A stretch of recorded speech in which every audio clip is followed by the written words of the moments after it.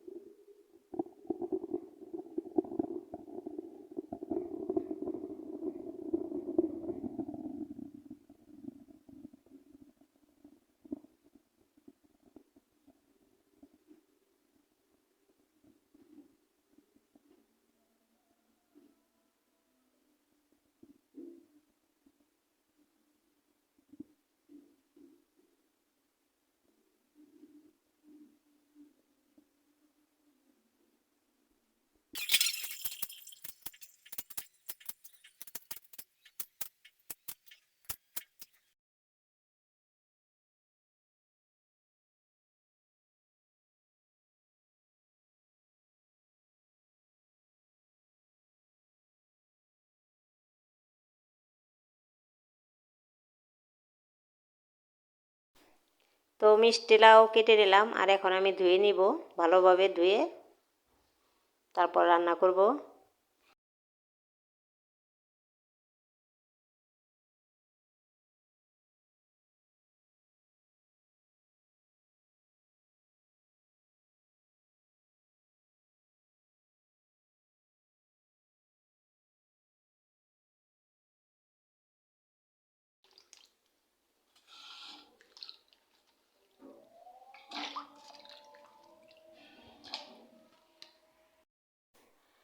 আর আজকে জাটকা মাছ রান্না করব। তো তার জন্য আলু টালু কিছু দেবো না, কারণ তরকারি সব থাইকা যায়। এর জন্য দুইটা টমেটো দিয়ে তারপর জাটকা মাছের ভুনা করব।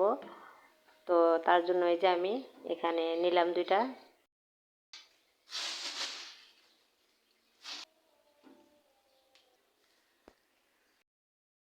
তো এখন আমি টমেটোগুলো ভালোভাবে ধুয়ে তারপরে কাটবো। তার জন্য এই যে ধুয়ে নিতেছি।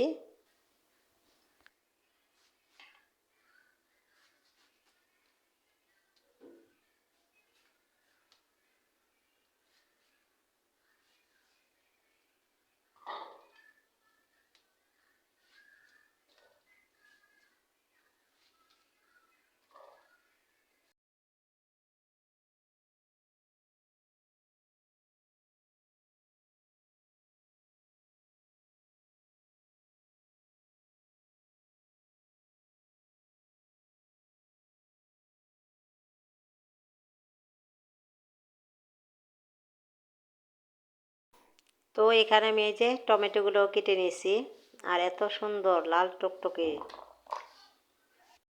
আর এখন আমি কেটে নেব পেঁয়াজ।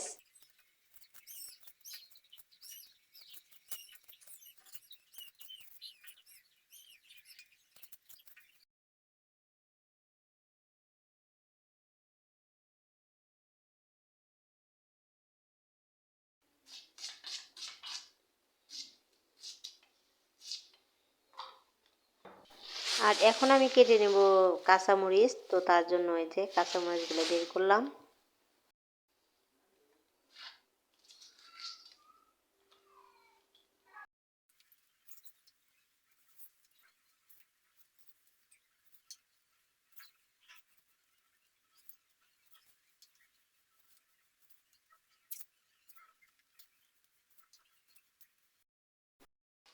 এই তো এখানে আমি কাঁচামরিচগুলো কেটে নিয়েছি, কাঁচামরিচ পেঁয়াজ কাটা শেষ। আর এখন আমি এই যে সসপাতা দেখতে পারতেছেন, এই সসপাতাগুলো অনেক দিন ধরে ফ্রিজে ছিল, কিন্তু দেখিই নাই, আবার নতুন করে নিয়ে আসছি। তো এখন দেখি যে আর 2-1 দিন না দেখলে নষ্টই হয়ে গেছিলো। তো তার জন্য এগুলো একটু বাইসা বেছে নিতে আসি, যেগুলো ভালো। তো এখন আমি এই যে সসপাতাগুলো ভালোভাবে ধুয়ে নিব।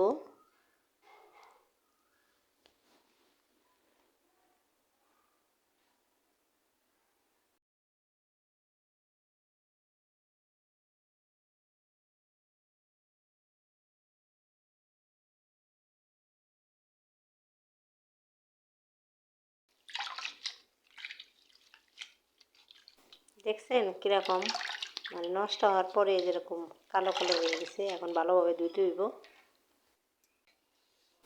তো এখানে আমি ভালোভাবে সসপাতাগুলো ধুয়ে নিয়েছি, এখন কেটে নিব।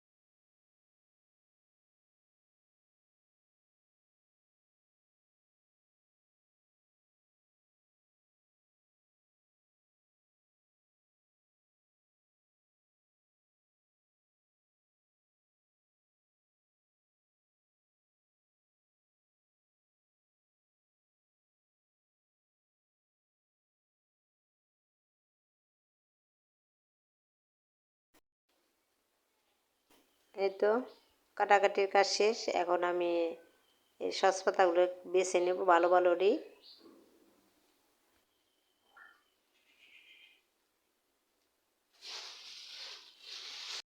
তো এই যে আমি সব কিছু নিয়ে রান্না করার জন্য ছাদে চলে আসলাম।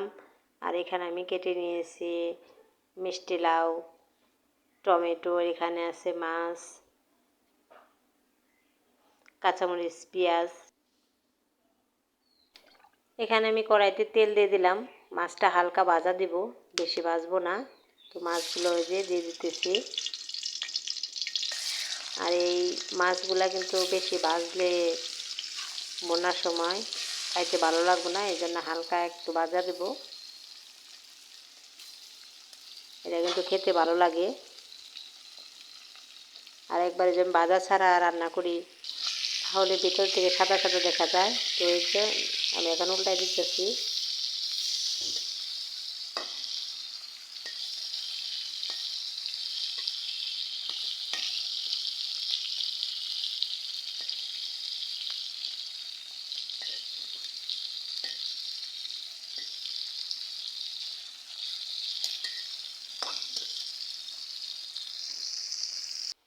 আর এখন আমি মাছগুলো নামিয়ে নিয়েছি। তো এই দেখেন হালকা ভাজায় দিছি। আর এখন আমি ভাজির জন্য এই তেলের মধ্যেই সামান্য একটু তেল দিয়ে আমি মিষ্টি লাউ ভাজিটা করব। তো এই যে কাঁচামরিচ, পেঁয়াজ দিয়ে দিলাম।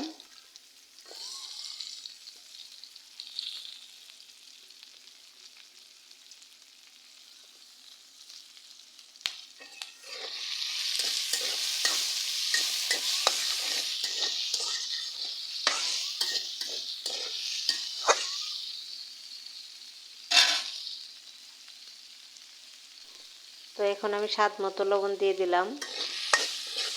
আর একটু হালকা ভাজা ভাজা করে তারপর আমি মিষ্টি লাউ কেটে রেখেছি ওগুলো দিয়ে দিব। তো এই যে দেখতে পারতেছেন এখানে পেঁয়াজটা কিন্তু হালকা ভাজা ভাজা হয়ে গেছে।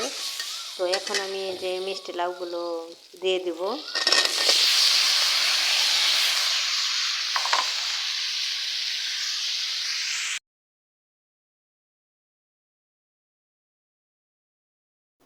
আর এখন আমি লাড়াচাড়া দিয়ে ঢেকে দিব সিদ্ধ হওয়ার জন্য।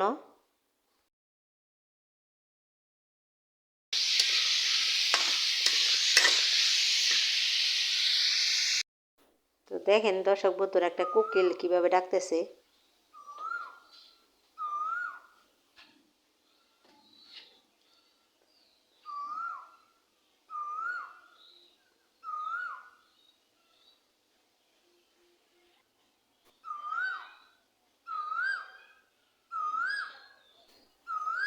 তো কার কার কোকিলের ডাক শুনতে ভালো লাগে কমেন্টে জানাইবেন।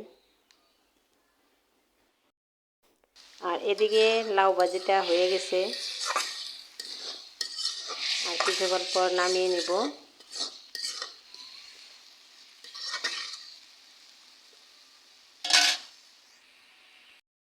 আর এখানে আমি রান্না করব টমেটো দিয়ে জাটকা মাছ। তো তার জন্য আমি কাঁচামরিচ পেঁয়াজ চুলাতে বসাই দিয়ে পানি দিয়ে দিলাম।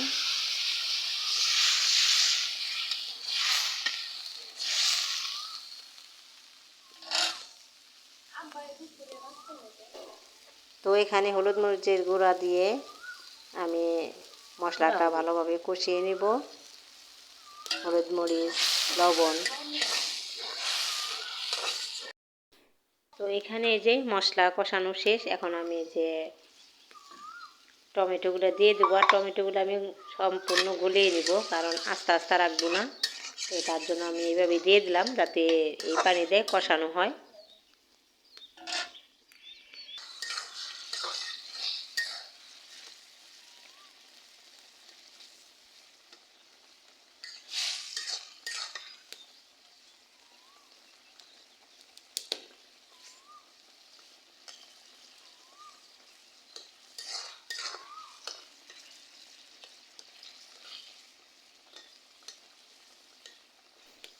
তো এই যে আমি খুরচুন দিয়ে আর কি লাড়া দিয়ে দেয় কলাই নিব যাতে আস্তে আস্তে না থাকে।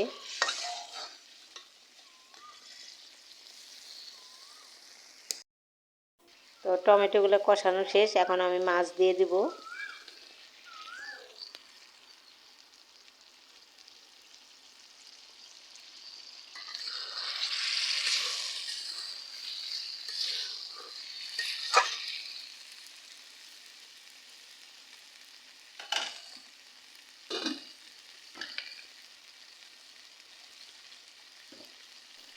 তো এখন আমি সামান্য পরিমাণ পানি দিয়ে দেবো ঝোলের জন্য।